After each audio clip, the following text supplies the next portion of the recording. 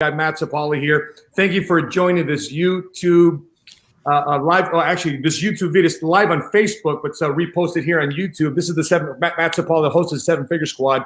And if you're watching this live right now, we're on the Facebook business page of Mike Smart Guy, and I have, boom, my mentor, dating back from 2005, going on 15 years now, who's taught me, and I've taught my team, my strategy, these strategies from coast to coast, on how to use life insurance. Not only just in the good times, but definitely in the bad times. And once again, these strategies are proving its strength. We have here New York Times bestselling author of the book Missed Fortune 101, and what we'll talk about today, one of his newest books, The Laser Fund. Those for your left-brained and those for your right-brained. Doug, welcome to this live. Thank you. It's always an honor to be on, Matt. You're one of my Well, I better not tell the audience you're one of my favorite people in the world with you listening because anyway, yeah, you're awesome. Very cool. So if anybody's curious, Douglas Andrew is in Salt Lake City. And the quick story, quick backdrop, I remember it was like 2004, 2005, Doug.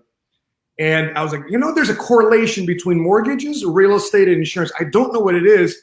It just makes sense that these things vibe. It just makes sense that these things should connect. It's like peanut butter and jelly, but I don't know how to put the sandwich together. And then I go to the bookstore and I go and find this book, what? Starter Kit. I want to become a millionaire. And I go to the back. And I'm like, what? About the author. I wonder if they do coaching. And I said, what? I can call there's an 800 number here. Boom. And that's how we connected and went to your team training. And how has it changed not only my life, but the thousands and thousands of clients? Doug, would you believe 15,000 clients we helped last year thanks to your strategies? Wow. Yeah. There is a correlation there, and it's what we call fiscal fusion. Fiscal fusion. Yeah. Putting it all together. So, Doug, that book was written during the height. Well, I picked it up during the height of the real estate market. Everybody's making money in real estate. Everybody and their brother was a real estate investor, realtor. But when I went to your team training, half of the room was people from the real estate and mortgage industry. Why was that? Why was that phenomenon? Why was the reach to the real estate community so strong? Not just the insurance industry. Well, it's interesting because the real estate strategies only comprised about 25% of my book, but it was such a big aha because I've always taught my clients how to manage their real estate equity. And sometimes their only piece of real estate is their own home, with strategies on how to get out of debt at least 2.5 years faster than any method of sending extra principal payments to the mortgage company. No, you want to put it over here in a side fund. Well, what side fund? Well, a maximum funded indexed universal life was the superior side fund that passed liquidity, safety, and rate of return tests with flying colors.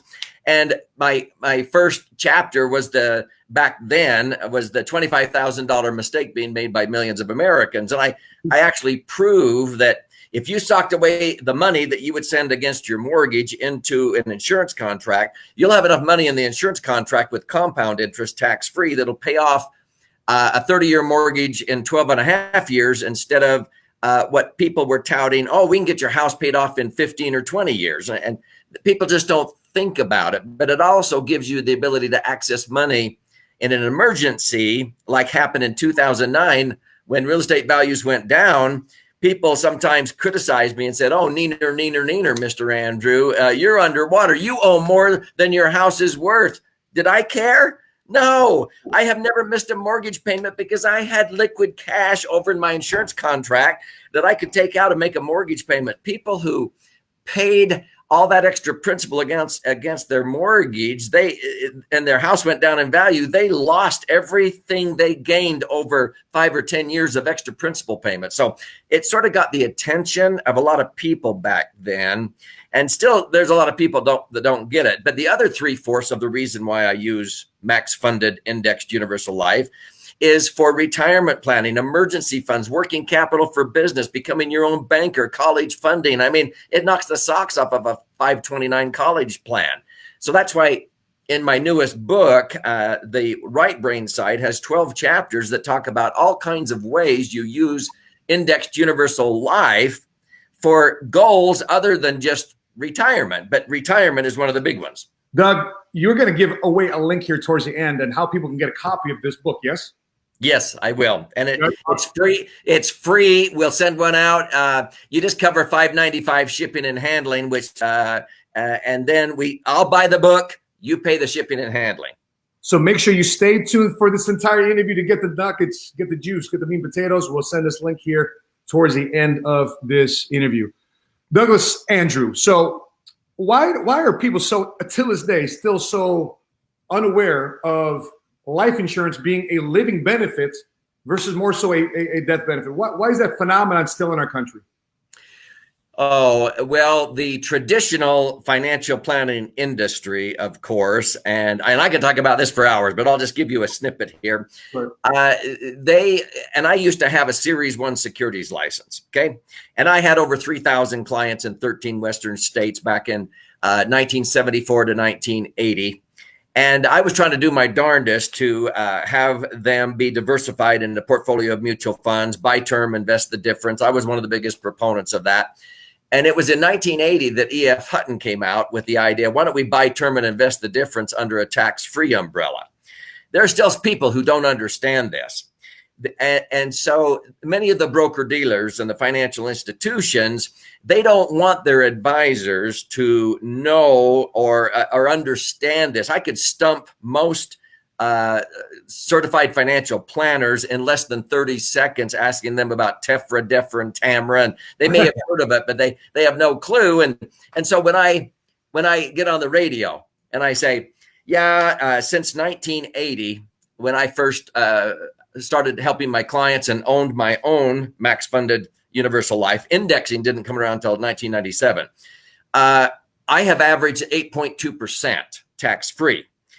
Since indexing in 1997, I've averaged 10.07% on my universal life by using the strategies of indexing, number one, and number two, by rebalancing my portfolio based upon, are we in a recession, which we're going to talk about here in a minute, or whether it's enough time. And so I've averaged 10.07. That's net.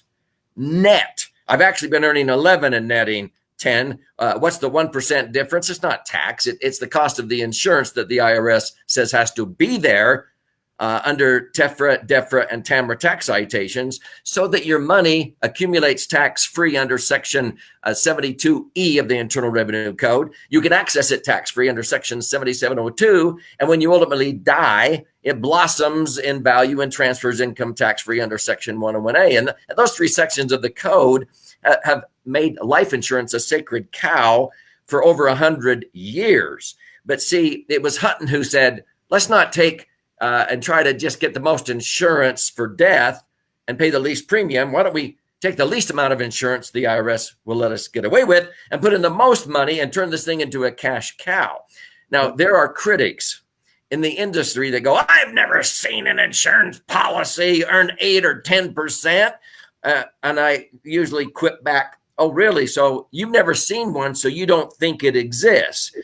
You probably haven't seen your brain before, so that probably doesn't exist either, you know? And because their reasoning is stupid. And Emron shows statement after statement after statement where people have been locking in gains from last year and the year before, and their average returns have been 7, 8, 9, 10% average. Of course, some years like 2017, many of our clients capped out at 16 and 25%. The key is if the next year the market crashes 20, 30, 40%, they don't lose the 25% they made in 2017. And that's the lock-in and reset feature that I love about the Index Universal Life. Wow. So Doug, the conversation about people saying, I'm getting a job, benefits, healthcare, and a 401k. You got a great chapter here on 401k and IRAs. Why would you never put your money inside a 401k and IRA after knowing what you know? Yeah. Well, I'll tell you what, 2 reasons.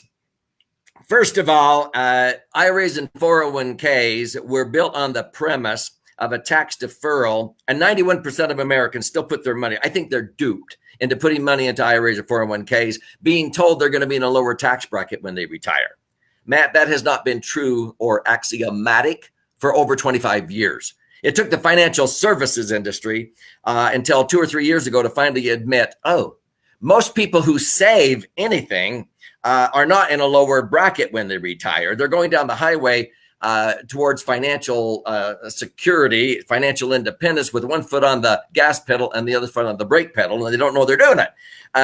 They're socking away money in a tax deferred account, and then they're killing their deductions as they go. That's the foot on the brake.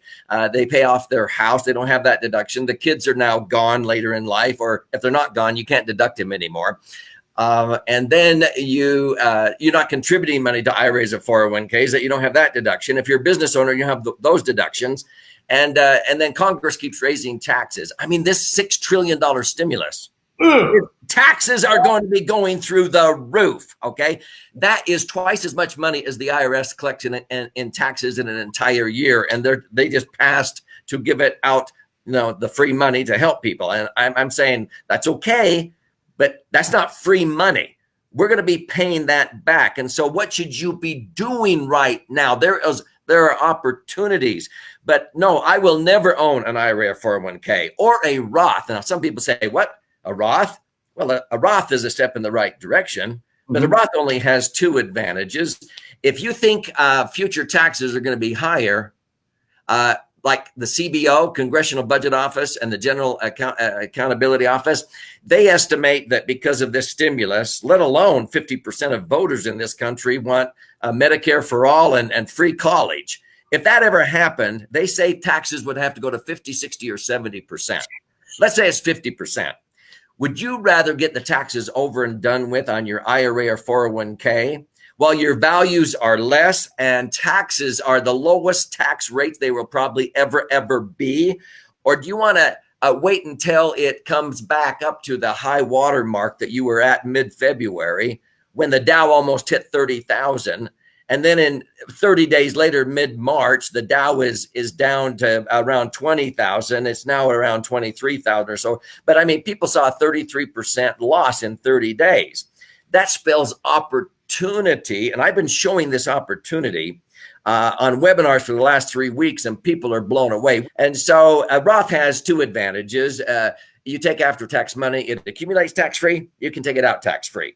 And a maximum funded indexed universal life has those 2 advantages. They've been around forever, but it has 4 additional advantages.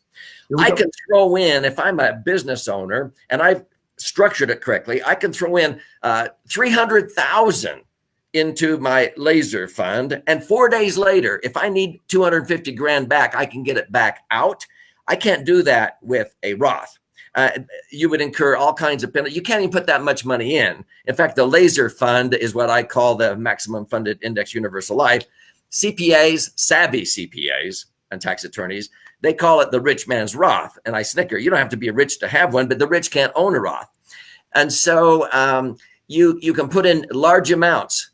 If you could put in 100 or 200 or 300,000 into your universal life, index universal life, and you only put in 10 or 20,000, in future years, you can make up for the room you didn't use. You can't do that in a Roth.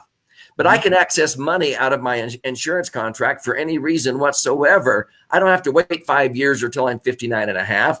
But there's not a Roth around that if I died tomorrow on the freeway, every million that I might have in my universal life insurance contracts would blossom to 2.5 million right now at my age of 67 and transfer tax free. There's not a Roth around that will do that. So my question always is, once I help people understand that, I go, why would I ever own a Roth when I can have all the benefits of a Roth and 4 additional benefits that Roths will never have, and it's totally tax-free, and it's been that way long before Roths were passed in 1997.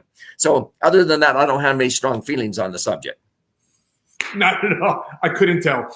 Now, so in other words, in the last recession, our community faced many Americans losing. The joke was, it wasn't a joke for a lot of people, the 401k turned into a 201k. Yeah. So not only do people have a 401k losing money, but they got the fees on it, and then they got the taxes on it.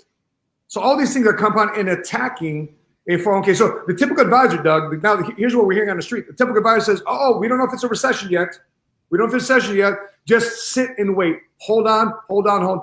How would you address that, especially if that was your mother sitting across the table in this conversation? Okay. This is where so many times, and I've been around the block in this industry for over 45 years, okay?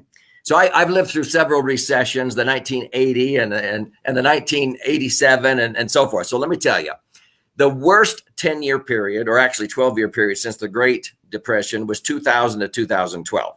Now, most Americans, most decades have 7 gain years compared to 3 down years. That decade, there were 5 loss years. So most Americans, if they had accumulated $1 million by the year 2000 without adding a dime, they saw that $1 million nest egg dwindle after 2001 to 2003 down to 600 grand. It took 4 years until 2007 to make back the loss, because a 40% loss has to be followed by a 67% gain just to get back to break even. Mm-hmm. And so people felt like they'd lost their future. They had to put off retirement 7 years. They got paralyzed. I'm going to tell you what I was advising people in 2001, 2, and 3, because in 2008, what happened? As Warren Buffett put it, when the tide went out, it revealed who was swimming naked, is what he said. And so a lot of people lost 40% again for the second time in a decade. And it took 4 years until 2012 to get back to break even. So finally, 2012, they've got their $1 million back again. The lost decade. Using indexing, okay, most of our clients had tripled their money in that 12-year period. $1 million in 2000 was worth $3 million. In fact, just using indexing and never rebalancing, in that decade from 2000 to 2010, the 5 down years, you don't lose, of course. 0 was hero. Right. The 5 up years, only 2 times did you cap out, but the average was 7.23%. The caps on our universal life policies we owned were around 16 to 17% of the time. Now, most people, because I didn't earn 0 all 5 years. I just switched back over and earned the insurance company's general account portfolio rate back then of 5%. So I only had 2 years of 0, 3 years of 5%, and the other years I participated in the index. So what was I telling people in 2001 to 2003 when the markets nosedived? I mean, what did I tell them in 2008? Here is your opportunity. And that's what I'm telling people right now. Okay. Let's say somebody had in February 15th of this year, $900,000 in their IRAs and 401ks in the market. And by mid-March, it was down to $600,000. What do most people do? They listen to their advisor that says, hang in there, hang in there. And they want to wait until the market comes back up to the high water mark of 900 grand again before they do anything. They get paralyzed. And I'm going, whoa, wait a minute. When it's only worth 600,000, why not get the taxes over and done with when it's only worth 600,000? Then wait till it gets back up to 900. Why? Because you pay tax on 600,000. Let's say in a 33% bracket, you pay tax of 1/3 on 600,000. And people go, no, pay it. What do you have a net of? 400. Where should you put that? See, the key strategy is get the taxes over and done with while values are lower and tax rates are lower, and then reposition. Number 2, reposition the after-tax IRA 401k money into a vehicle that's going to be tax-free from now on. And then the third strategy is use indexing. So the next time the market crashes, you don't lose. But see, you're getting the taxes over and done with at a $200,000 tax bill. Let's say you hang in there and it gets back up to 900,000 again, and Congress has to raise taxes to 50%. Because of the state, gotten them done with at 33%, because they have to fund this economic stimulus and all this stuff that's been going on. So now you have 900,000 back in your IRA or 401k, and you're in a 50% tax bracket. What's 50% of 900? 450. You're only netting 450,000. And my laser fund, my insurance contract has got 600,000 in it. It's 150,000 better off. it's not subject to market volatility, and it's totally tax-free. Now is a huge opportunity. We're helping people. We call these strategic rollouts. And I have a whole chapter on it in my book. So you talk about a couple of things I know about it, but you talk about indexing and you talk about the laser fund. Can you explain the difference between the two to catch everybody up to speed? Okay, the laser fund, for years, I called a max funded indexed universal life insurance policy just an MFTA in some of my books, a max funded tax advantage insurance contract, because that terminology resonated with some of the major carriers who offered indexed universal life. So we just called it MFTA, max funded tax advantage. But I wanted to branducate the concept because a properly structured maximum funded insurance contract passes the liquidity test with flying colors. You can access your money so easy in an emergency or whatever. 2, the safety test. When the market goes down, you don't lose, okay? You put your money in, your principal is protected from loss, and every year you make money, that becomes newly protected principal because you lock in your gains. You never lose in future years what the money you made in the past, and most traditional advisors don't know how to do that. That's why they're sitting there going, hang in there, hang in there. In 2008, so many of our clients were like cheering in a way. They're like, go. They didn't care because they didn't lose a dime. And the first 90 days of 2009, most of our clients locked in gains of 16% tax-free after not losing a penny. Everybody else had to wait 4 years to get back to break even again. And so indexing is the strategy that's applied in the universal life contract, if it's an indexed universal life, to allow you to participate when the market goes up. But when the market goes down, and it'll go down again, it's not a matter of if, it's when, you don't lose. And frankly, there's 2 rules of investing Warren Buffett has preached for years. Rule number 1, do not lose money. Don't lose money. Rule number 2, don't forget rule number 1. Okay. So that's why indexing is the strategy that protects you from future loss. The laser fund, laser is an acronym that I've used for years. It stands for liquid assets safely earning returns. Laser, okay? And those 4 pillars that you just showed on that book cover is liquidity, safety, rate of return, and tax advantages. People don't even realize that there's living benefits on the insurance contract. Can you explain what living benefits are to the common person that's watching this right now? What would you call something that you can put your money into? And you can put more money into it than you're allowed to put into traditional accounts like IRAs and 401ks and so forth. So you can put your money in there and you can take it back out again, and there's no penalties. It accumulates at nice, safe rates of return.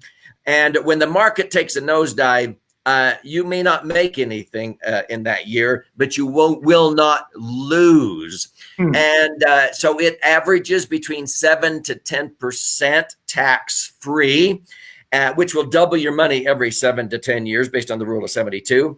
And ultimately, when you retire, a $1 million nest egg can generate 70 to 100,000 a year of tax-free income into perpetuity without depleting the nest egg. It will create a predictable income stream. And when you ultimately die, it will immediately blossom in value and transfer income tax-free to your heirs. Now, whenever I ask that question in any live seminar, it's so funny because it's so predictable. Well, I just described to you a max funded life insurance contract. They go, no way. I'm going, yes way. And I can prove it to you. But you can't call it an investment. And I'm fine with that because investments are subject to tax sooner or later, and they're subject to market loss. So I don't want it to be deemed an investment. But that's how stupid the financial services industry is when they stick their head in the sand and they will not learn. Yep. I mean, that's why I could stump Dave Ramsey, Susie Orman. They have no clue. David Bach, I know all these people, by the way. Many of them have been in my study groups at Strategic Coach and so forth. But they're catering to the masses that are being taught, just put your money in a diversified mutual fund portfolio and you'll average 12% someday. Well, no, Dalbar says most people are only averaging 3.5% because they're buying and selling at the wrong time. And most people have been selling in this panic lately. The typical Dave Ramsey, the typical Susie Orman, the typical person from other buy term and invest at difference type.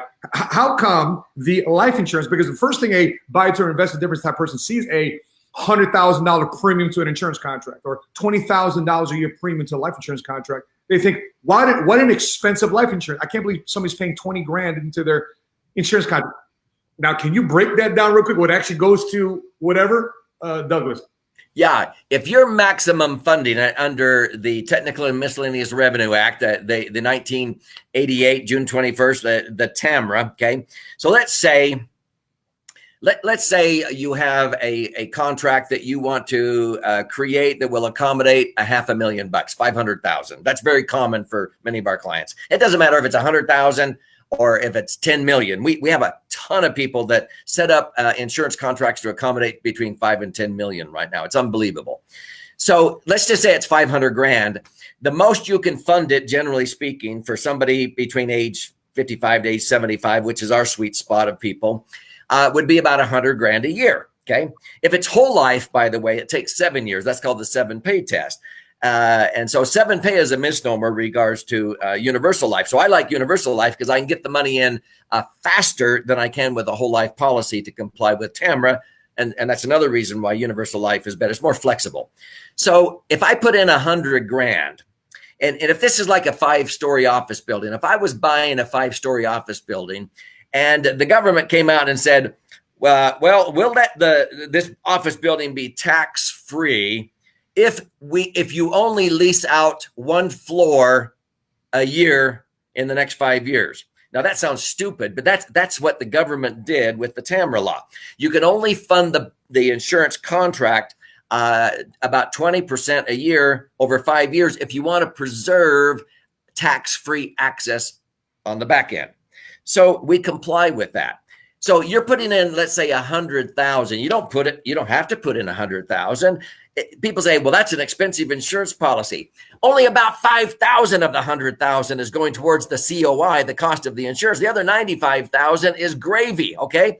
So you can put in 20 and make up the other 80,000 when you want. But if you put in 100, finally, after 5 years, your office building is leased out max and it turns into this cash cow.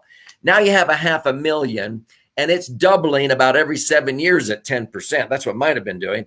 Okay. And so $500,000 doubles to $1 million, and then $1 million doubles to 2 million, and then to 4 million, and then to 8 million. We have people 30 years ago who started out with $500,000. They have 8 million right now tax-free. And 8 million generates 800,000 a year of tax-free income. You show me anything else that comes close to doing that. So it's not. The insurance component is actually a benefit, not a cost. During the funding process, you average it, and it averages around 1%. So if I'm earning 11, I'm netting 10. If I earn 8, I net 7. But at the end of the day, at my age, this year on some of my policies I've had for 30 years, if I earned 10% this year, I would net 9.95. The cost of the insurance gets cheaper as you get older. And I ask my audiences, have you ever seen an insurance policy that gets cheaper as you get older? And they go, no. Well, then you haven't seen one done correctly, because the money is now my money, because I've structured it to where my money compounding is 95% of the money. So the cost of the insurance, even though I'm older, is such a small, minuscule portion of the interest I'm earning on all this money that's sitting in the policy. So if it's structured right, it's the best way to buy term and invest the difference. And ultimately, it costs the least amount over the long run. You break down the IRR. People say, oh, this insurance is, explain it, break that down, where the cost of insurance compared to a 401k, or would you have annual fees and 401ks and all these, junket fees. Can you dive into that a little bit about the actual cost of insurance? Because you talk about insurance costing less. Now, let's take it to another level. What about, because compared to a lot of other things that you're paying on, in terms of fees on your savings and investment, your 401ks? Yeah, I'll use two examples here quickly. Sometimes critics out there say, "Oh, those stupid life insurance policies, they are so doggone expensive, the fees and the cost." I'm going, okay, let's say that you're buying a house and the realtor tells you, okay, I'm going to sell you this $500,000 house. And there's a 6% commission on it. So what's 6% of a $500,000? 30 grand. Okay. Now that's more than what I earn when somebody sets up an insurance policy to accommodate a $500,000 they put into it. I might earn at the best 20,000. Okay. So let's say the realtor says, now you can either pay a $30,000 one-time 6% commission, or I will charge you 1% on whatever this house values every year for the rest of your life. Okay. So what do you think most people would say? Wait a minute. So I pay you 1% on what the house is worth every year the rest of my life. Yep. Now, if you did that for 30 or 40 years, you would end up paying $960,000, something like that, under that arrangement. And people say, well, that would be absolutely stupid. Well, I just described to you a typical asset manager. They charge 1%.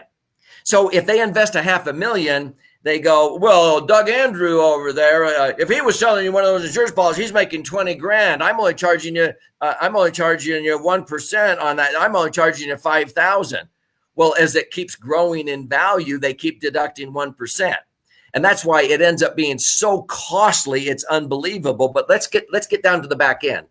So let's say that you have $1 million accumulated in your IRA 401k in the market portfolio with an asset manager, a traditional asset manager that's charging, let's say, 1%.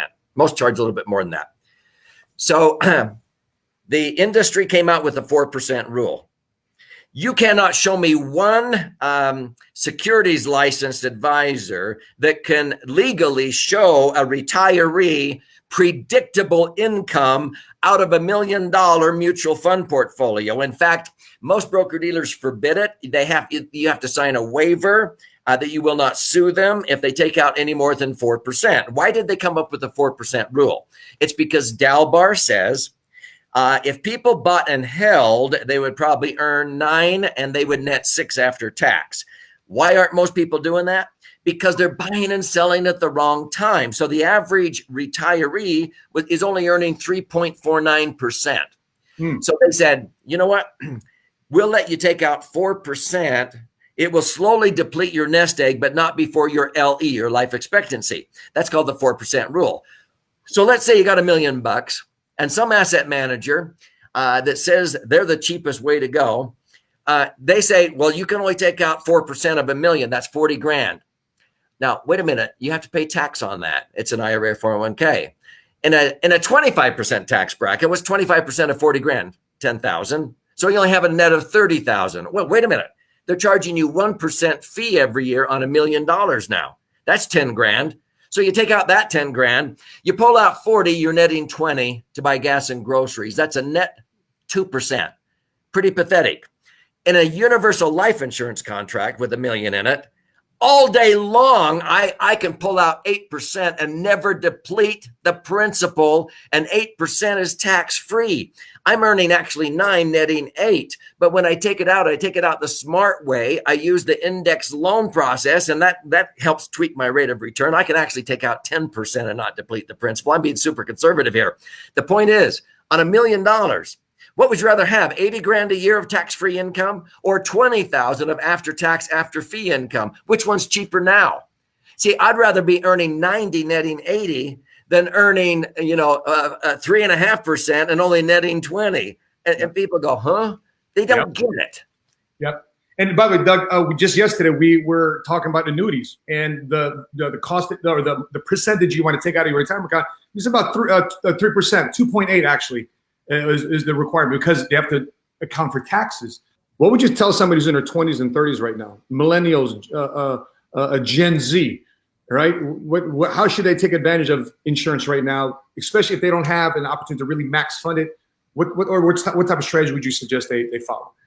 If they can set aside $500 or more a month, and they do this into their own and max funded insurance contract that can be structured right, that would be far better than that same $500 or $1,000 a month going into any IRA or 401k you could show me. I mean, if their employer's matching, I wish the employers would match if they put it into this, because this would be far better, but they could still deduct it. But nonetheless, a lot of employers don't know about this, but I would recommend people do that. And if you have ears to hear this, I would take out an index universal life on my parents if they're in their 50s, 60s, or 70s. Because I told my kids, listen, I have some insurance capacity I'm not using. I want you to all own $1 million policy on dad. And by doing that, they can then put money in. And I showed them examples putting in $600, $700 a month into $1 million policy, minimum funding. Now, I'm not immortal. If I die anytime in the next 10 or 20 years, they will immediately be a millionaire, tax-free. They can take that million and then re-put it into an insurance contract on their own life that will generate $100,000 a year of tax-free income. You show me any IRA or 401k that comes close to doing that. See, it doesn't matter when I die. If they own one on me, they immediately get $1 million anytime between now and whenever I die. You show me an IRA or 401k, it would take 35, 40 years earning 12% in an IRA or 401k to end up with $1 million net after tax. Okay, so pandemic, COVID, eventually we're going to get out of this thing. What would you say would be your marching orders to somebody right now?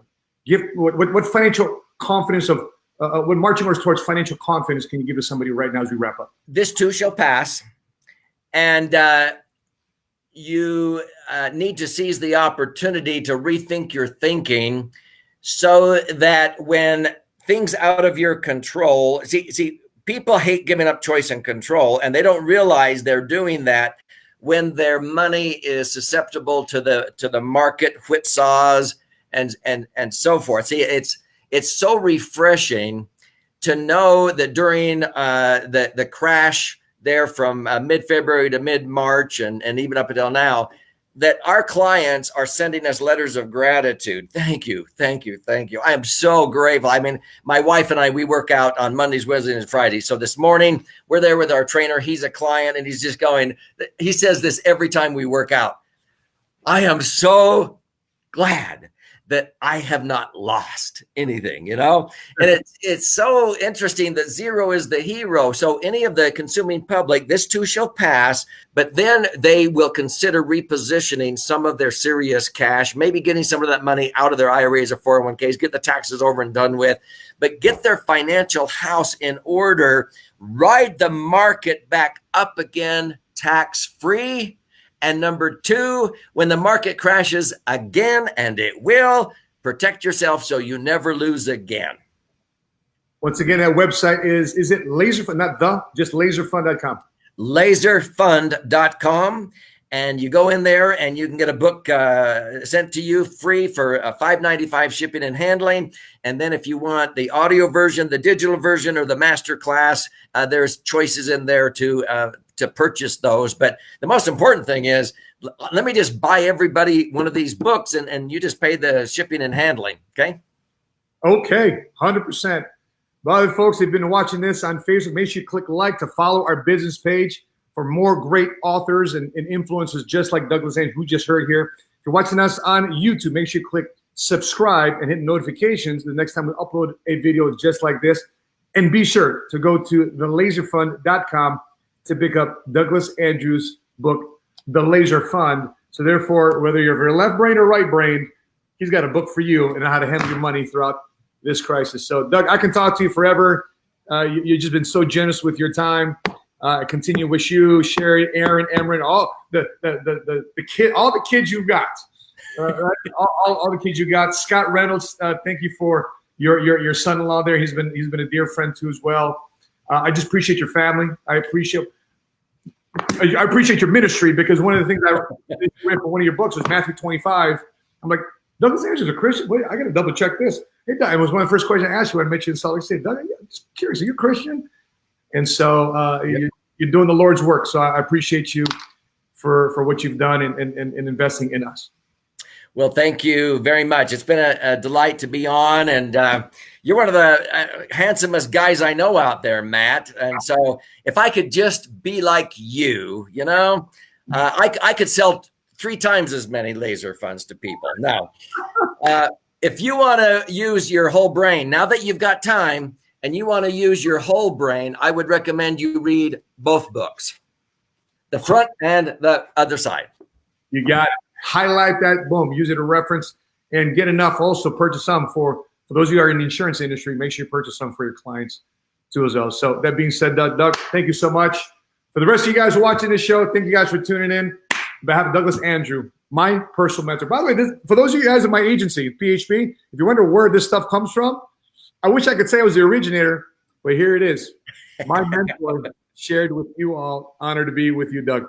Very cool. Thanks so much. Thank you. Take care.